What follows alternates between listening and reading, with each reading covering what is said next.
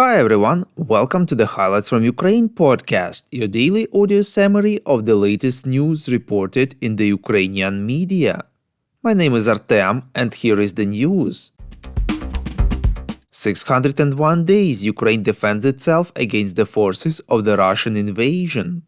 Yesterday night, Ukraine attacked two of the Russian airfields on the occupied territories, reports Ukrainska Pravda. According to the Special Operations Forces on the airfields in Berdyansk and Luhansk, Ukraine managed to destroy 9 helicopters of different modifications, special equipment parked at the air bases, air defense launcher, ammunition storage. Moreover, runways on the airfields were damaged. Immediately after the attack, experts assumed that Ukraine might have used for it an ATACMS long-range missile.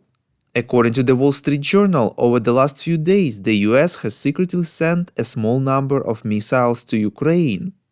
The sources did not disclose other details, but the modification of the ATACMS received by Ukraine was said to have a range of about 160 kilometers. Later, President of Ukraine Volodymyr Zelensky confirmed the usage of ATACMS. In his evening video address, the president expressed his special gratitude to the United States. Quote, "Our agreements with President Biden are being implemented, and they are being implemented very accurately. ATACMS have proven themselves," unquote, said Zelensky. Representative of the U.S. National Security Council Adrian Watson also officially confirmed that Ukraine recently received long-range ATACMS missiles in a modification that has a range of 165 kilometers, reports European Pravda.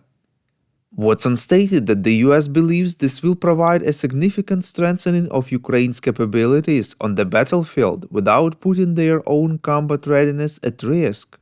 She did not specify exactly how many missiles were provided or when the United States sent them to Ukraine.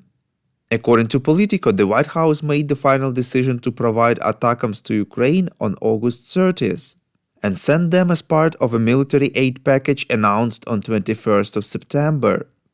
For months, Ukraine has been asking the US to provide it with long-range armaments in order to strike targets of the Russians in their rear.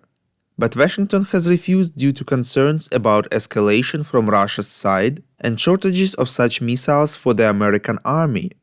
ATACMS tactical missile systems have a range of up to 300 kilometers. The US handed over all of the promised 31 American M1A1 Abrams battle tanks to Ukraine, along with spare parts and ammunition, reports Voice of America. Spokesman for the U.S. Army Europe and Africa Command, Colonel Martin O'Donnell, said that the Ukrainians who trained on tanks with the American troops in Germany also returned home. He did not specify when exactly the last of the promised Abrams tanks arrived in Ukraine, but pointed out that a certain amount of time should pass before these can be deployed on the battlefield, as Ukrainian forces need to make sure that all the necessary support elements are in place and to determine how best to use the tanks. The first Abrams tanks were delivered to Ukraine at the end of September. We would really appreciate if you could recommend us to your friends and family, as well as share information on social media. This way more people would learn about the podcast and truth about Russia's invasion of Ukraine. At least 2 people killed, 4 wounded and 3 missing in Zaporizhia in the result of the Russian missile strike, reports Suspilne. Overall 6 missiles hit the city. One of them hit a high-rise building in the central part of Zaporizhia.